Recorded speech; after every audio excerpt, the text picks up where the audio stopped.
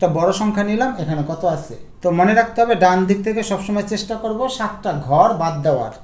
তো 1 2 3 4 5 6 7, এই 7টা ঘর বাদ দিলে এখানে থাকবে কোটি। এরপর ডান দিক থেকে 5 ঘর বাদ দিতে হবে।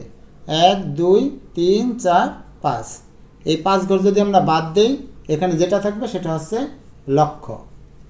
এরপরে 3 ঘর বাদ দিতে হবে। 1 2 3, 3 ঘর বাদ দিলাম, এখানে যাই থাকুক সেটা হচ্ছে হাজার। তো সহজে আমরা বুঝতে পারবো এখানে কি আছে, 50 কোটি। আর লক্ষর ঘরে তো কোনো সংখ্যা নাই, হাজারের ঘরে সংখ্যা নাই, এখানে আছে 500। তাহলে মোট কত আছে, 50 কোটি 500।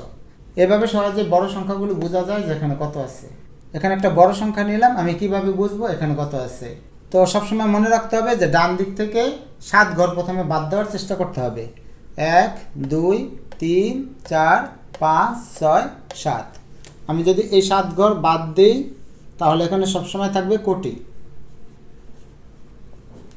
এরপর ডান দিক থেকে 5 ঘর বাদ দিতে হবে।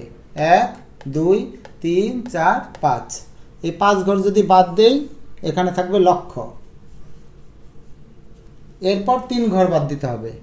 1 2 3, এই 3 ঘর যদি বাদ দিই এখানে থাকবে হাজার।